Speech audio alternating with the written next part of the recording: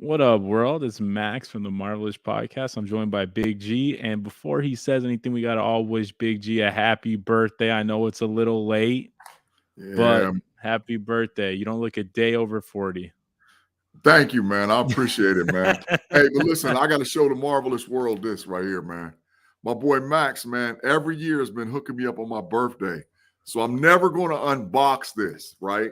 But this is an actual authentic Captain America Civil War bust that I know that if it ain't no money for me, it's going to be some money for my grandchildren. So this is never going to get unboxed. It's like all the rest of the stuff I have in my collection.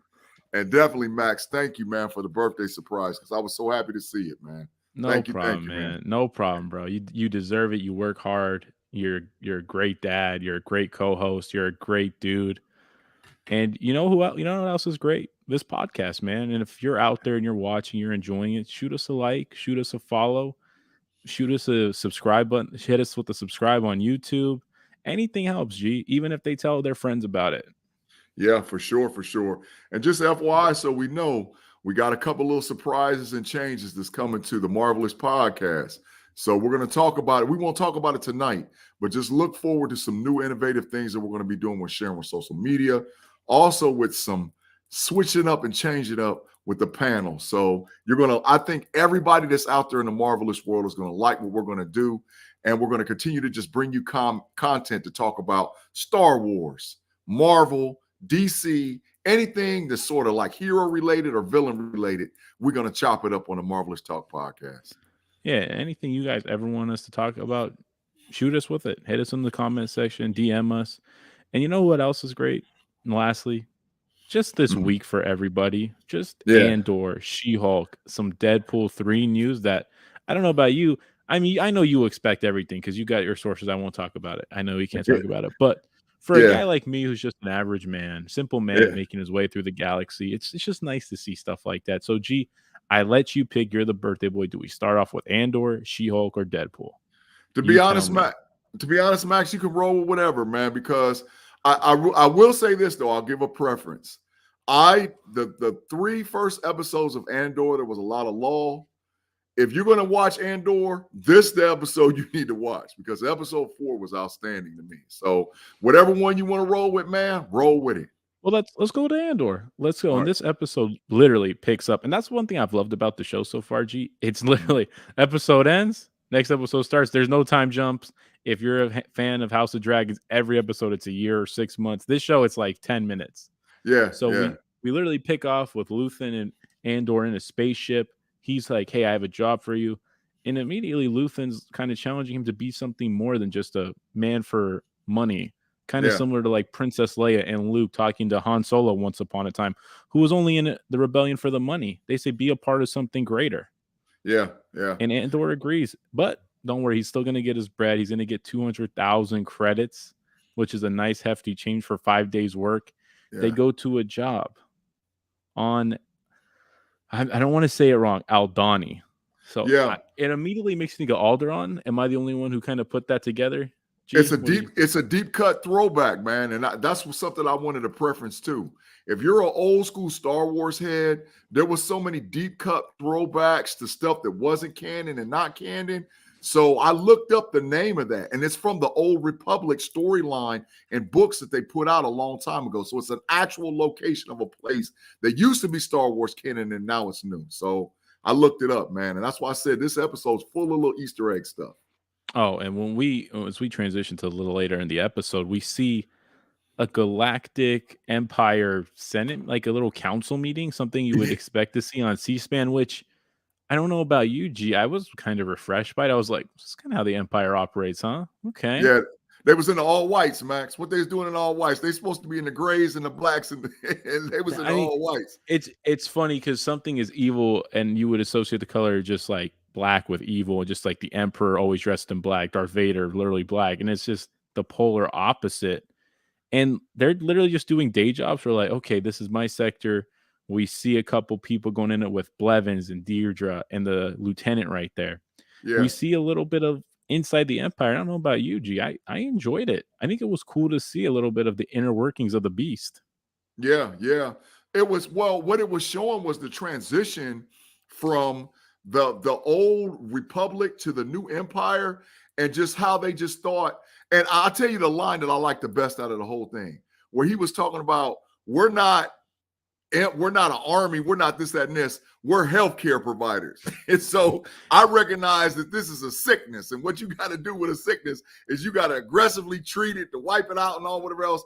And I was like, dude, this dude is more arrogant than you can shake a and stick evil. at, It's man. horrifying what he's saying. Yeah, He wraps it in a nice gift, but he's talking about just genocide and killing whoever's in their way, whether it's a disease from the inside or something from the outside. It doesn't matter to him. And I love this part of it. All roads lead to Andor. So they talk about the calamity on Ferrix. The girl Deidre is like, "Ooh, my NS9 box. Ooh, we need to go get that back."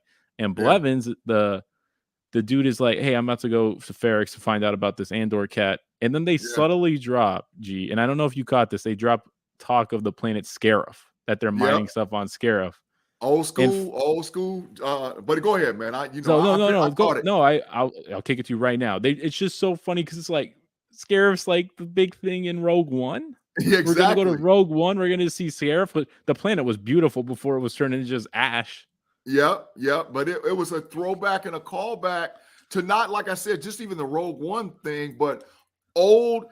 Like I said, I'm really getting excited for this Andor series because they're starting to canonize stuff that, like, guys like me and Max thought that Disney had kicked to the curb.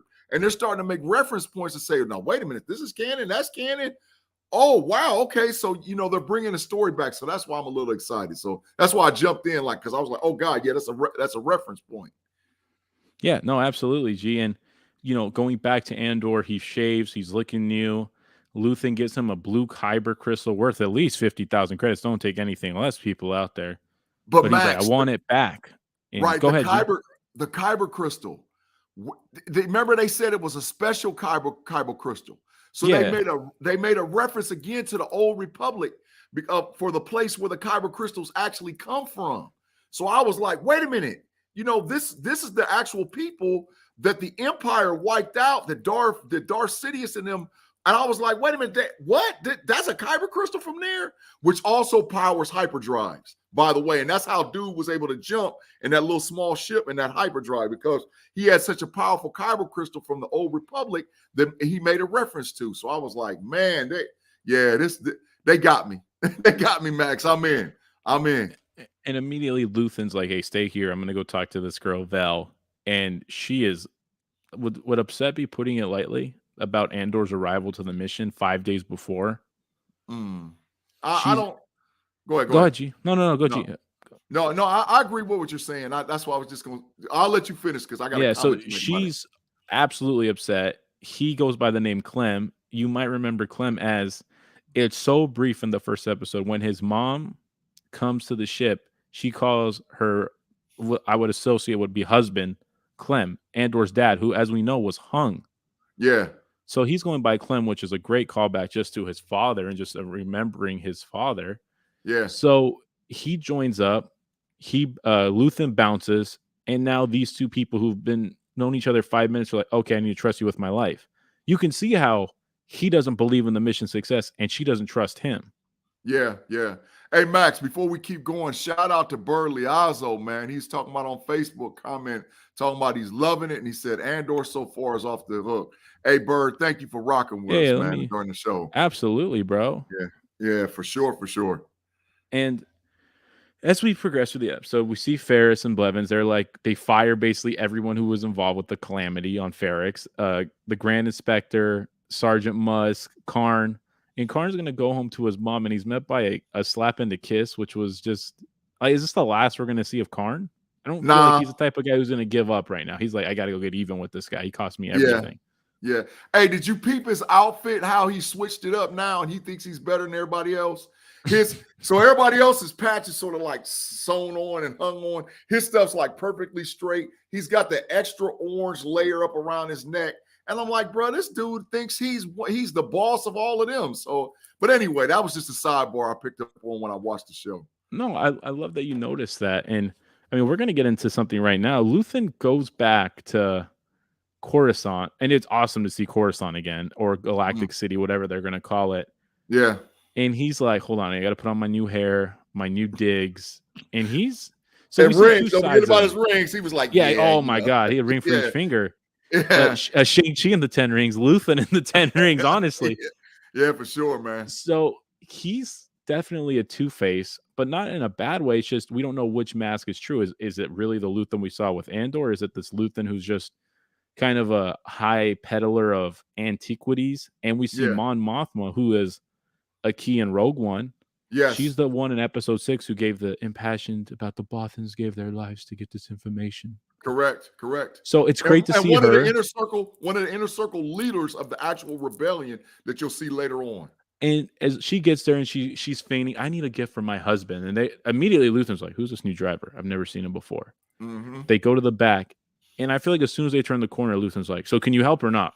I can't. Mm-hmm. Are you in or out? And she's like, I can't. Like, I'm trying. I Mm-hmm. can't. I like you can tell she's genuinely trying to say I can't move funds around. And this is how you can see how far the reach of the Empire is. Like Palpatine had a great plan. I hate to say it, he had a great plan. He's putting spies in the Senate. You don't Yeah. know who you can trust. Right, People are right. disappearing. Yep. And you kind of feel for both of them. Where like Luthen's like, I need help, but it's kind of hard to help when everyone around you an enemy, is it not? Max, did you peep this part about that whole scene too? All the relics and Easter eggs that was all throughout the whole I thing, man. saw a suit of Mandalorian armor that looked eerily like Jango Yes. Fett's, but we know it's not because Boba Fett's out there right now. In Right, this timeline, he's out there and he's out and about. Yeah. The Utapauan, I can't remember. I wrote it down right here. Where is it? I'm sorry. It's the Utapauan Kurgle. It's like a mace with spikes. And you might remember Utapau from where General Kenobi defeated General Grievous. Huge callback to that.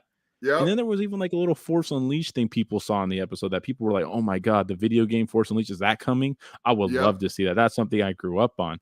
Did you see the shield for Jar Jar Binks and them that was off in the corner too? Yeah, man? like all of it, man. It's just great callbacks. And this show, it just has a different tone. It's kind of dark. It's like every episode is heavy. It's like it's just heavy. And I mean, that's basically the whole little like aspect of everything not happening with Andor. So like Andor and Vel, they meet the rest of the gang.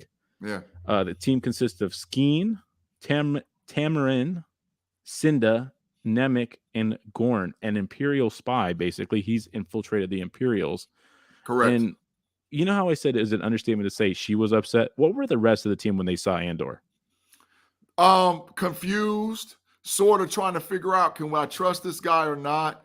And a little pissed off, to be quite honest, because they're like, we're trying to burst something, and can we actually bring a guy that we don't know nothing about into this circle? So, and that's what again, shout out to Bird for saying that guy there's the collector of Star Wars. I would love to see Luthen be the collector. He's got the Kyber, he's got all the antiques. I loved it, man. I really loved it. Oh, for sure. The rest of them, they are mad. They are like genuinely like, how are you gonna bring him in 5 days left? And you can hear Andor the way he talks about it. He's like, this is a suicide mission. We're not gonna do this, right? We're crazy. You guys are crazy. Yeah. But they have a well thought out plan. Yeah. And they're gonna do this thing. They're like, we can do it. We can get it done. They're gonna rob the payroll for a whole sector of the Imperials. Correct. This isn't chump change. This could go a long way to fighting the Empire. Right. And the plan of how they got it set up. So the veil is going to go across, right? That event that only happens every 3 years. And they're like, okay, we're going to do it during then because we're going to get away with it. They're not going to be able to see us do it. And I was like, oh, man, they've been plotting and planning for 3 years to try to get this off. Oh, man, this is unbelievable. It's unbelievable. The way he described it, it sounded like a solar eclipse, but like on steroids. And I was like, man, I would love to watch that. I would love to. I'd love to see that every 3 years. That would be awesome. Yeah. I think it's going to lead to some type of thing where they're going to show stuff's going to get depowered based on something. I will see it maybe in the episode, but I think that's what's going to go down. The sun has something to do with their energy source, and when the veil goes across and the solar eclipse, they're not going to be able to power up, and they won't be able to watch stuff. Everything's going to glitch. So I think that's what they were talking about. Yeah. And at the end of the episode, you see Andor. He's like, I'm in all the way. They give him a pamphlet. They're like, hey, do your homework, learn this stuff. And I don't know if I was so into the episode, G, I was not expecting it to end right there. I was like, are you serious? Yeah. I don't know how it felt for you. It didn't feel like 40 minutes had passed when it got to that point. No, it didn't. I was actually upset a little bit Yeah, Because like I said, absolutely. the first three drug on, the fourth one, I was like, man, dude, why y'all cutting it short? And But it that wasn't what short. It was I 40 know, minutes. I know, but right? I wish that what they would have done, really, to be honest, Max, I wish they would have broken put two and two versus doing that 3-1 thing because it would have made sense. Because I'm telling you, by the time the fourth episode went off, man, I was like, come on, bro, let's roll. Let's go. I was all I have not been the last time I was this absorbed into a Star Wars production was Mandalorian. I mean, Mandalorian, when it would go off, I'd be like, come on, man. But so this production, the Star Wars production was on Disney Plus. I was like, oh man, come on, bro. Come on, let's go, man. This is great. I would say it was by far in my book the best episode, and I'm not just Mhm. trying to be that guy who like every week's the next best episode. It was my favorite one. Yeah, by Genuinely far. was like, damn, this is a quick one. And I was like, oh no, it wasn't quick. I was just Yeah. so immersed in it. I was so into the Imperial side of it, where Blevins and Dendra are going back and forth about the whose region it is, and she's not giving up either. She's like Karn. You can tell she's Nope. not giving up. She's gonna go and do some underhanded crap to get back at him. Not necessarily trying to be evil, but she's trying to climb that career ladder. Yeah. Do you pick up on the fact that because it's not really the birth of the rebellion, it's like sort of like a bunch of hodgepodge, the land of misfit toys getting pushed together to come together for a cause, and everybody sort of has their own motive of why they want to do it. I was picking up I'm on glad you that, you said know. that because Mon Mothma, there was a whole scene where she had an awkward encounter with her husband, but I was like, that this was the worst part of the episode. You could have cut all Mm, that out. I don't really care mm, about her horrible marriage. yeah, She said to Luthen, "I want to bring somebody in." He's like, "No, no, no, no, no. You're crazy. No, no, no. We're not right, bringing anybody in." right. I was thinking maybe there's been a bunch of little ragtag efforts, but there's no united front. So maybe she's talking about Bail Organa, You know who what I thought she was talking about? I promise you, know what I thought she was talking about? Leia. I thought yeah, because it would Leia. make sense. Woman senator to woman senator. Bale's not really a senator anymore. He's Yep, just more like yeah, that could be it. But it's something to do with the Organas. If I was gonna like bet, because it yeah, was like they kind of alluded to him helping the rebellion in yep, Obi-Wan. yep, They're both players. yep, Leia's a part of it. yep, She's a part of it. yep. Maybe this is where like it like turns from like mom and dad pop shop to a franchise. It's like, oh, okay, now we're Walmart. We're not just like local grocery store. Now we're for real. Right. Now we can Right. actually do damage. We're not just like a bunch of ragtags. Right. Because the jump in the timeline has already went down. So that's why I was like, okay, this has to be because Leia's getting like groomed as like she's not a full senator yet, but she's sort of like an underling. So like they're going to bring her to power, but it's like they already done set her up to be like, okay, we're going to implant her. You guys aren't going to know that she's been rolling with the rebellion the whole time.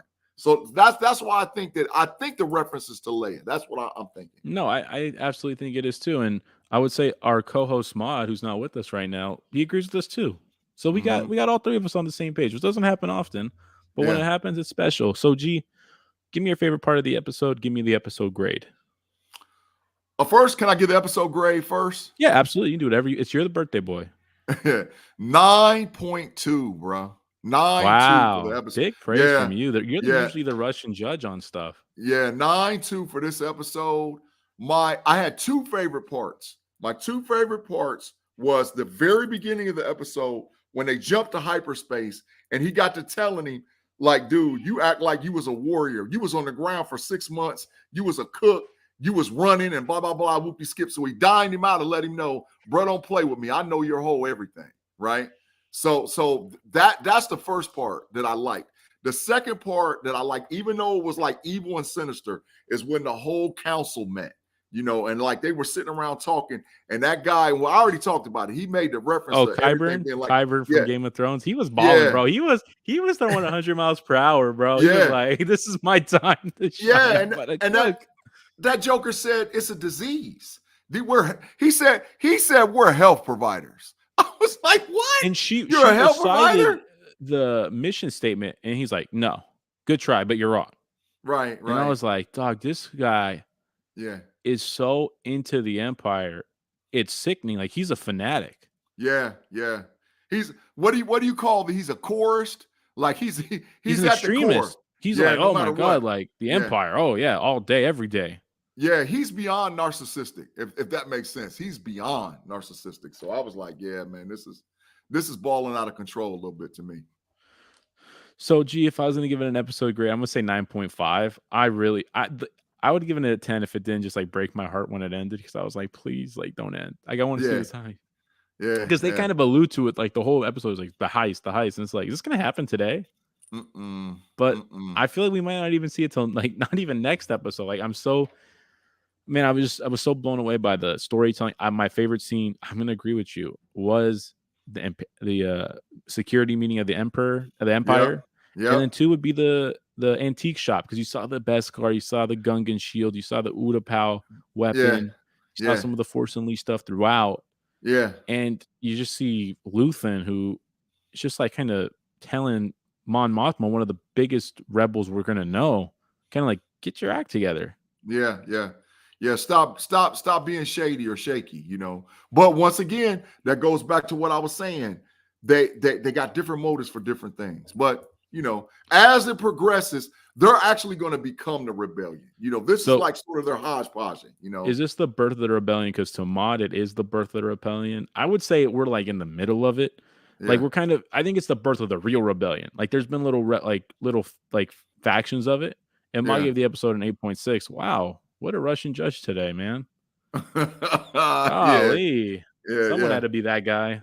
Yeah, but I agree with mine. I agree with mine that it is the birth of rebellion because now they're coming pushed together. Okay, so let me say this, and this will make sense. Why do all these people come together? Because they're trying to accomplish something.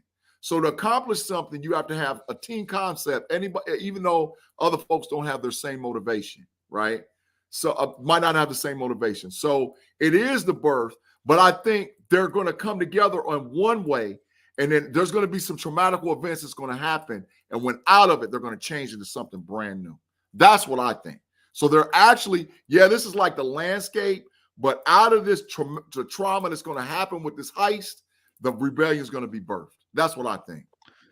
It's going to go up a level because right now they're kind of fighting on divided fronts, but now it's a united front, and then it's going to Yeah. get scary. And this is when we're going to see the push to kind of like let's be real, G. We know we're like 10 years away from the Empire falling because we're 5 years away from episode 4. Mm-hmm. Then we have episode 5, and there's a time jump in there. Then there's episode 6 where there's another time jump. We're like, let's just say 10 years away. Mm-hmm. But we're Yeah. closer we're closer to the end than the beginning, which is That's kind of correct. crazy to say. That's correct. And we're actually going to see the breadcrumbs to how the empire actually falls. That's what you're seeing. You're going to see all the little inside stuff. It's almost like a chess game. If I would have done this wouldn't happen. If I do this wouldn't happen. So that's why I'm buying into it, because I know the empire falls, but I just really want to see what the intricate parts are or why they fall. Yeah, like the finer points in life, basically. Mm-hmm. So, G, we're done with Andor unless you got anything else. Nah, we could jump. So, She-Hulk or Deadpool? You're still the birthday boy. You're still calling the shots right now. Let's talk a little bit about Hugh Jackman and Deadpool, and then we'll get to She-Hulk. Oh my god, bro! I know. I hate that you're connected like the way you are because you never get surprised. But let me give my perspective first, and you can hop in. I'm a person who didn't see Deadpool 1 or 2 in theaters. Okay. I can't explain why I didn't go. Okay. I maybe because I was just like I didn't have the friends. My friends didn't want to go see because most of my friends other than you and Mod and a few other guys don't really love the MCU, so I never saw it in theaters. I didn't see Deadpool 2 until I want to say about 2 years ago. Okay. I love Deadpool 2, I think, more than I love Deadpool 1. I never in a million years did I think Hugh Jackman would return to the X-Men franchise / Fox / MCU. I mean, to the MCU, that's what it is. Kevin Feige. Yeah. This is unbelievable. This is a character who died. He died, and they address it. Supposedly. They're like, oh, he died. This is just something different. It's just something. You saw the multiverse. It's something different. And I'll say this. I know Robert Downey Jr. is the best MCU person. There hasn't been a guy who's captivated audiences with his portrayal of a superhero as long as Hugh Jackman. Let's not Correct. forget, guys. We're 25 years almost of Hugh Jackman playing Wolverine. Correct. Hugh, Correct. Robert Downey Jr. didn't come along till 08. He'd been doing this for 8 years. And Correct. although he was in bad movies, it was no fault of Hugh Jackman. He's always been arguably the best part of X-Men. Right. Right. I agree. And Mom wants to know, what did they do to get him back? Let me put it like this, probably. There's this thing called the Brinks truck. They parked about 10 of them in Melbourne, excuse me, and just were like, here you go, Hugh Jackman, you're coming back. And he's like, okay. Hey, so Max, I got it. And I'm not being braggadocious when I make this statement. I just want Max to be the reference. I told Max in a private conversation that we had about 2.5, 3 weeks ago. And this was right after we did D23. And there was no announcement about Deadpool. And people were sort of upset. They were like, what the heck? We know it's all whatever else. And I said, Max, I can't tell you what I know. Because if I tell you, it's going to mess you up. And Max was like, come on, G, tell me. And I was like, dude, there's something huge that's going to happen in the MCU that nobody is expecting. And I was laying out sort of breadcrumbs and Easter eggs the whole time because I didn't want to ruin it. But I knew about 2.5 weeks ago, 3 weeks ago, that Hugh Jackman was coming back to the MCU. How they're bringing him back is this. And I'll spill the beans on how I know. Max made a reference to it already about the multiverse. But that's not the whole key to it. The key to it is that this is the Wolverine from the 818 universe. You heard it here first on Marvelous Podcast. The movie's 2 years away. And I'm telling you, I know from inside information, this Wolverine is the Wolverine from the 818 universe. However, you're going to see more than one version of Wolverine in this movie. And you might see more than one version of Deadpool. They're playing with this multiverse thing, and it's going to lead into Secret Wars because you got to have Hugh Jackman for Secret Wars. That's just little Easter eggs. If you have all the icons, mm-hmm. and this is just my opinion, if you were going to have, let's just say you took 5 icons in that Marvel universe, whatever it's called, mm-hmm. You'd have Hugh Jackman. Yep. You'd have Robert Downey Jr. That's correct. You have Chris Evans. That's correct. You'd have Tobey Maguire. Correct. And Chris Hemsworth would be the other guy. And Chris Hemsworth, exactly. You can't. They brought Tobey Maguire back because whether you like to admit it or not, if you hate the movies, I get what the problem is, especially the third one. Yep. He was the guy. He was Spider-Man. Yep. 15 years before Tom Holland ever donned it. He was like Spider-Man when Tom Holland was barely born, I bet. Correct. And you can't understand the hype. I don't know how many young people follow us, but if you're over 25, I'm 27. God, that's bad. Ugh. Ugh. Oh my God. I remember standing in line for Spider-Man. I was like, oh my God, what are they going to do? Like it was so hype. X-Men, Wolverine was the same way. Even Origins, everyone was so hyped for it. Yeah. And there was no social media. There wasn't apps. There wasn't YouTube. Wow, we're old, G. Yeah. It was just like word of mouth. It was like, oh, you see, oh my God. Oh my God. Yeah, dude. This the thing. Max, they're setting this up because the 2 Marvel movies that we're going to have back to back in phase 6 is Kang Dynasty and the Avengers Secret Wars. You got to have a way that you can enter all the icons for a little bit, because trust what I'm telling you, I know another secret that I told Max the other day, and Max like, you got to be kidding me. And I said, Max, I'm telling you, I ain't going to ruin it, but it's got something to do with Robert Downey Jr. And Max was like, how do you know this stuff? I said, I can't tell you how I know, but I just know. But anyway, they're setting it up. Then they're going to drop little Easter egg stuff all along, because when they hit that Kang Dynasty and they hit that Secret Wars, they all coming back. Believe it, I'm telling you, we're 2 years away. I'm telling you on Marvelous Talk right now, those Jokers are going to be in that movie. And maybe this is why Spider-Man, No Way Home, Doctor Strange, Multiverse of Madness might be just the most impactful to the just landscape of the MCU. Because what Spider-Man did, G, it brought back the other Spider-Mans. The best part of bad franchises, let's be real, the Amazing Spider-Man franchise was underwhelming. It wasn't Andrew Garfield. You're right. And just like Tobey Maguire, the first two movies were good. The third one was a travesty. So they brought Yep. back those two guys. They brought back the Green Goblin, who we love. They brought back Sandman, who's cool. They brought back all these people. And they were like, okay, Doctor Strange, we're going to bring back the X-Men. We're going to bring back Patrick Stewart. You know, Patrick Stewart, if he comes back, Sir Ian McKellen's coming too. Magneto's coming with them. Now, the tricky part, G, is can we somehow get Michael Fassbender and James McAvoy back? That's what I want to see. And I don't know if we can. It depends on how big the Brinks truck is, man. If the Brinks truck is out there, truck to end all Brinks trucks. Come on. Yeah. And like I said, it's just going to be the biggest movies of all time. And what I mean by the biggest movies of all time, these movies will be the biggest movies of all time. Because, just like I told Max something else, and I told Mod this part too, there's something big that's coming after that Phase 6 that nobody knows. Like I don't even know how I know this, but I found out from somebody that I ain't supposed to find out about, right?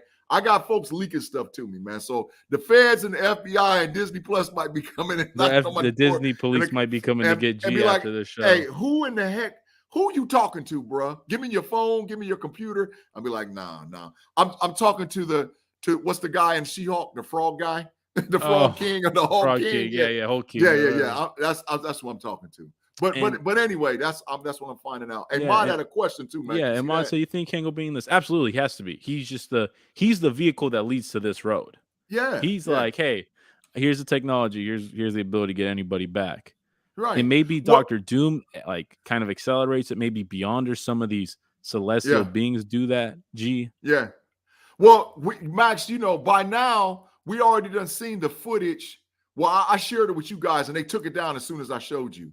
The inside footage from the D23 where Kang is walking around in Ant-Man Quantumania, and he tells Scott Lang, he's like, haven't I already killed you? You know what I'm saying? So he was like, yeah, an Avenger, didn't I already kill? So we know that this is what's going down. We already know that's what's going to happen. So, but I'm telling you, the roller coaster. So Wakanda Forever is the landmark, okay? Like, remember, when you got mile markers on a road, Wakanda Forever is the landmark. After Wakanda Forever, then it's going to get buck wild, right? And then the next landing spot, the next time when we land the plane is Kang Dynasty. And then the plane, it ain't going to be a plane from Kang Dynasty. It's going to be a straight rocket. It is going to shoot straight up in the air. And then we're going to land that sucker again on Secret Wars. That's what's going to happen. G, you brought up Wakanda Forever, and I don't want to spend a lot of time, but I just want to bring this up. I know it's not on our docket of things to talk about. Just we both got word it's going to be 2 hours and 50 minutes, 2 hours 45, almost 3 hours. Yeah, almost a 3 hours. We've criticized Thor. We've criticized Doctor Strange for being too short. Yeah, I love 3 hours. I love it. It could be 4. Yeah. I just want to, and I feel like that means it's going to be fleshed out. It's going to have a lot of knickknacks, a lot of little Easter eggs, little nuggets. Yeah. And you know what? It's not going to have a lot of cuts in it. No. Check this out. This is something else, inside information I know. The recuts was bananas. The recuts for the movie was bananas. They added some stuff in that wasn't in the original script because they signed on a couple of actors. So the recuts, the reshoots for this is bananas. And I think that's where they went. I personally believe they were going to go land a plane around at 210, 215. Yeah, me too. Once they got all these reshoots, we're up to 250. And so because it's going to be critical, the storyline that they're going to add into the movie. And G, I'll wrap it up with this. If it was anything under 2 hours, I was going to be really upset. I was going to be like, come on. Yeah. This is not this has to be a long story. Like I'm ready to kind of cry. I'm ready to be like, have my, like the highest of highs and the lowest of lows. But you brought up She-Hulk just a few minutes ago. Yeah. And we got to dive into episode 7, aka The Retreat. It's off the hook, man. It was off. And for a deep cut Marvel guy, it was off the hook. I would say this, G. This episode was weird in the way it was kind of formatted. The 4 minutes, there's no talking. Jen and Josh, they're just going out. They're having a great time. They're almost sinning, but Jen's like, no, not tonight. You know, Yeah. But Jen kind of like folds and she's like, let's make love. They Yeah. have a great morning. She texts him back. I'm smiling so much. Yeah. He doesn't respond. Wait, let's pretend like we don't know what's happening. Let's just talk about it. Let's just talk about like we don't know what's coming. Yeah. It kind of sucks to be Jen right here, man. It's like Yeah. you're falling in love and then the person's gone. Yeah. Like, Hey, Bird said he got to tap out, man, because he said he ain't watching. He said he about to go okay, watch it no, right get now. out. We're Yeah. gonna just pause. We're gonna do some Jeopardy music. I'm gonna ramble for like 2 seconds. Bird, thank you for Yeah. contributing. Yep. You're a G, man. You're a real Yep. G. So she's like upset, I would say. She's kind of heartbroken. She gets a call from Blonsky's pro officer. There was a mess up with the inhibitor chip. First of all, I was thinking that there was 100% a mess up, but it seems like it was an accident. I don't know, man. This Blonsky thing, we don't know if he's good, if he's bad. So he looks like he's reformed, right? He's got his retreat. Jen has no cell service. And if she's going to leave, a man bull and El Aguila are fighting. He's just like a matador, but don't tell him that. He'll get all upset. So before we go on, G, give me some background about El Aguila and Man Bull. All right. Deep cut stuff from the Marvel comic book land. And I think they tie these characters in on purpose. Okay. Man Bull is an actual experiment that was done in a laboratory by, guess who? The intelligentsia, the fights, Daredevil, and She-Hulk. Oh, who's going to be in the She-Hulk? Daredevil. Next episode, I believe, is what everyone's saying. Episode 8. Oh, that's interesting. Yeah. And he was made by the intelligentsia. Man Bull was. So that's number one. How do you say his name again? Aguila. El Aguila. So for all of you guys that was calling for mutants, and remember I said on the show a few weeks ago that they're going to have these low-level mutants that have nothing tied to the X-Men universe start popping up. El Aguila is a mutant.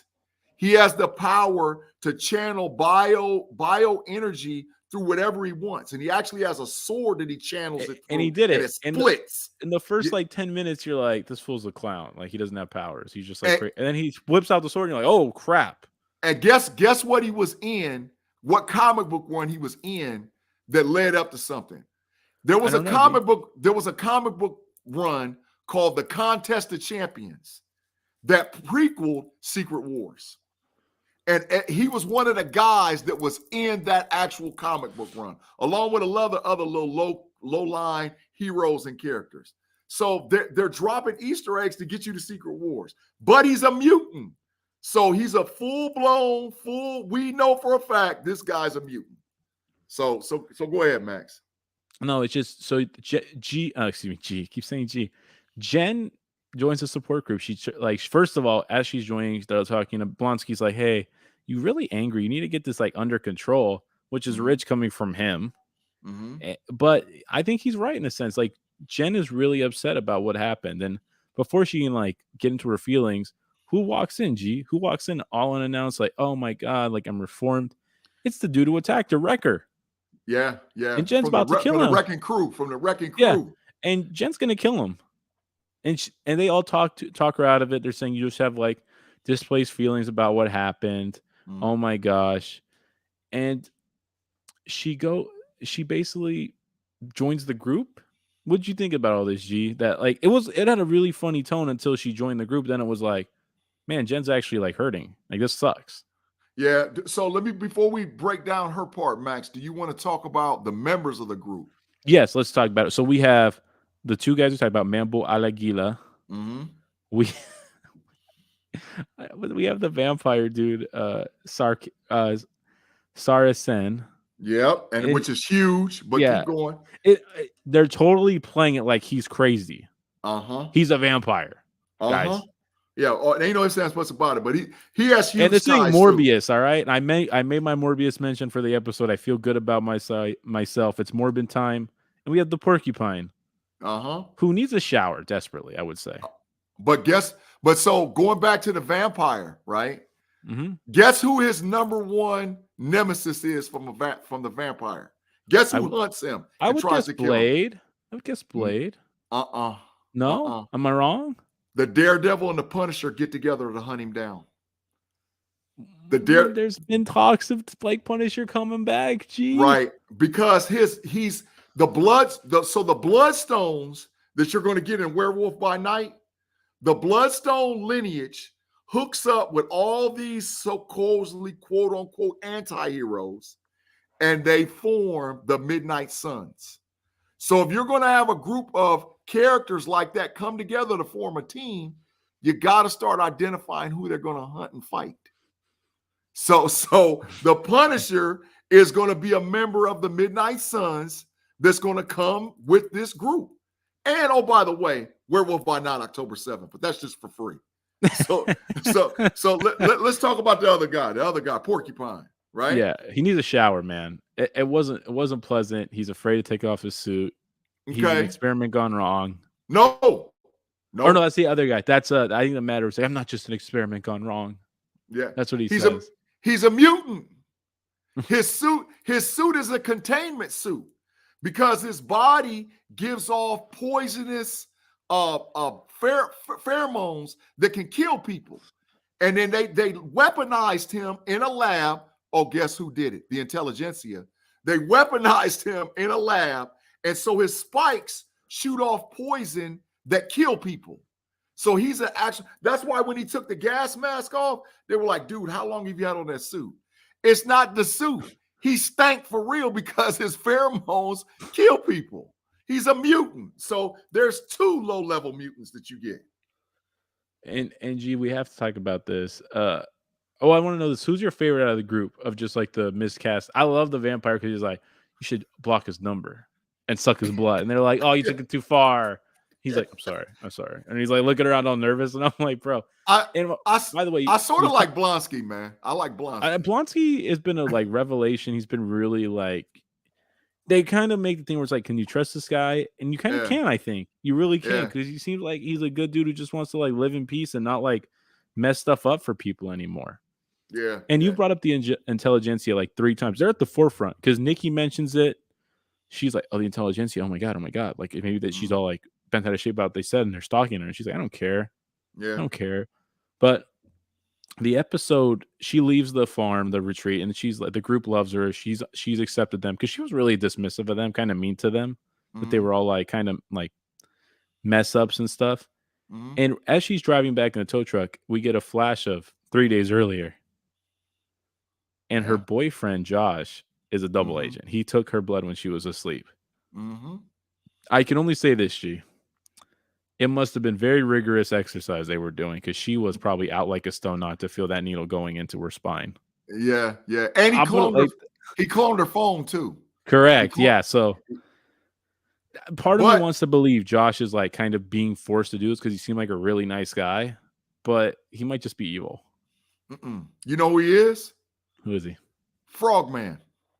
The Frogman himself? He's the Frogman. That he works for the intelligentsia. He's the front guy for the intelligentsia. He's the Frogman. He's already done sent his boys in layers to try to get Jen. They couldn't do it. So when your boys can't get it done, I go get it done myself. And they took the like I'm in your face type thing. Now he was like, I'm gonna be smooth and seduce her and fall in love with Jen. And it could be a farce. You could be 100% right, or he could be what I said, or the Frogman's using him to get to Jen. Because I was kind of digging them together, man. They seem nice together, but sometimes the baddest people, they present the nicest faces. Right, he's the Frogman. That's why when it went to the end and it hit the Frog King and it said blood plus Hulk plus this equals this, right? And he posted that. So like he's the Frogman, bro. There's no ifs, ands, buts about it. So give me your grade for the episode first, then your favorite scene, please. This episode actually picked up the pace because the whole premise of She-Hulk should be to introduce characters that we don't know and move the story along a line or forward to get us in line with what's going to happen in the future. So I give it's better than we've had for a while. So I'll give it maybe an 8.2, an 8.3. It started off really slow. It picked up at the end. So I give it an 8. Yep. Until she got to the group, you're kind of like, what are we doing here today? Yep. And my favorite part of the episode is Blonsky keep telling them that they got to go to the steam room to find themselves to be able to let themselves be part of the circle. Because he kept saying, "How does this make you feel?" Like Blonsky, he's done been to school. He's a therapist, you know, and I know because He's I certified. counsel and all whatever else. Blonsky's a therapist. He's Blonsky's either a licensed social worker, a licensed therapist, or a chemical dependency counselor. He's one of those three, man. What does he say? He's like, we talked about our talked about feelings about masculinity and just the fear and stuff of abandonment. I'm like, Jesus Christ, bro. Where did you go to college? Yeah, he didn't been to school while he was in prison. He got a prison degree. My favorite therapist, man. My favorite scene has to be the support group. It's just, it's comical. It's serious. It gets to the point. Blonsky's funny. The vampire's funny. The Matador, El Aguila shows off that sword you were talking about. That's like, I was like, this fool's a joke. And Man-Bull's funny too, because Man-Bull's like, I don't need him. And then they're like, okay, your relationship's a little too codependent. You need to sit apart from each other. Everyone's like, yeah, told you so. Because it's a Matador and a Man-Bull. Yeah, exactly. Of course they're dependent on each other. How could they not be? Exactly, man. So it was, to me, like I said, an 8-2, maybe even an 8-3, Max. It was pretty good, man. It was pretty good. I would say if you broke it down, the first 15 minutes of the episode are like a 3. Then the last bit with the support group is like a 10. Yeah. It really saved the episode, in my opinion. So anything. I mean, we're looking forward to Daredevil. He's coming next week. And we don't know how much of him we're gonna get. I hope it's a lot. The yellow suit, the classic suit from the original run, looks great. Yep. And maybe we'll get someone else. And maybe we'll get some General get some answers about her boyfriend who just ghosted her. Yeah. I think we're going to get reference. So I think that for sure that Daredevil will be in it, maybe not in uniform. But I think we identified the players because you only got 8 and 9 left. So we know that the Frogman's got to come. And I think that's who Daredevil's after, because Daredevil's fighting against the Intelligentsia.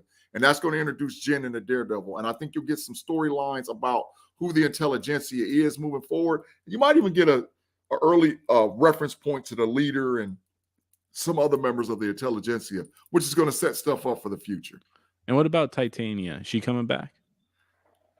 I think that they've been using Titania all along, and some kind of way, which is a reference to Doom, use her blood and try to give Titania some of it to fight her one last time. And I think it's going to be an experiment go wrong. So I think that the show's got to end with an explosion. So there's going to be something huge that's going to happen. It's going to lead to something, right? So I think they're going to call Blonsky in to fight Titania, maybe. Yeah, because we've seen a scene already with Blonsky in Abomination form, and the crowd is loving him. So there's going to be something that's going to happen. I would say this, G. Blonsky's not done. I don't think Titania's done. Frog King is definitely coming back, and Daredevil's going to be in the last 2. I would say prominently. And I want to ask you this before we send off for the show. Are you more excited for Andor next week or She-Hulk? Oh, that's a tie, Max. That's a tie. But guess what's next week too? Werewolf by Night. Are you? Oh yeah, it really is. It's October Friday? October 7th. Okay, so out of those 3, power rank them. What's your most excited for? There's no ties in this galaxy. I'll give you mine first. Andor, She-Hulk, Werewolf by Night. I'm not really amped for it. I don't know why. I'm just not really feeling it. I'm gonna go Werewolf by Night, Andor, She-Hulk, because She-Hulk episode 9 is gonna be off the hook. Yeah. So I'm gonna go Werewolf by people. I'm telling you, even though it's in black and white, if you're a true Marvel comic book head, if you love Marvelish, if you want to see where we're going with the vampires, Blade, Midnight Suns, the TVA setting up for Loki, all whatever else, that is what's Swamp Thing. That is what's going to be in the Werewolf by Night, man. I'm telling you, this thing is off. Not Swamp Thing, Man Thing. It's going to be all off the hook, man. All off the hook. I feel like we were really blessed this week with the content that dropped with Deadpool 3. Andor was excellent. She-Hulk picked it up at the end, but Gee, the most important thing of the week was you. Your birthday. Happy birthday one last time. And everyone who's made it this far in the episode, for G's birthday, give us a like, give us a subscribe, give us a follow. Tell your friends about us. Tell your family. Tell your enemies, as my Yeah. as my old friend Juan would say. And just shout out to you guys for listening and keeping this thing afloat, because we do it for you guys and we love doing it. Yeah. I thank everybody again out there for wishing me happy birthday. Man, I'm just blessed and fortunate to make it to 50 years old. Never in my wildest dreams did I believe that at this point, at 50 years old, I would be so fortunate and blessed to have friends and family that not only support and care about me, but support and care about the things that I love, like Marvel Comics and the Marvelous Talk. You're So thank you, 50? thank you, 50 years old, Oh man. my Lord. Gee, Yeah, please. yeah, Don't yeah. bring me down anymore from my realization I'm 27. It's all right, dude. It's all right. And it's all right. But guess what? Guess what? So this is the thing I gotta say, and that's why last thing I gotta say is that moving forward, we're gonna infuse a little bit more youth into the program. So we got some content things that we're gonna do that's gonna change the game. So for all of you guys that are like, in your mid 30s and early 40s and got kids and introducing them to the MCU, you're going to like some of the changes that we're going to do to this podcast production to start to bring the youth more into the Marvelous Talk. So I'm really, really excited about it. And you'll hear about some reference points and look for some changes come this Saturday and this next Thursday. Yeah, I mean, guys, I'm trying to bring the median age down a little bit, but gee, over here turning 50 is ruining it, man. Come on, Yeah, G. yeah. But Oh, it's all right. We're going to get some youth, so don't worry about it. That's okay. So we are Yeah. out. Peace. Thank you guys for joining the show. Y'all have a good one. Yep. Have a great one. Bye-bye.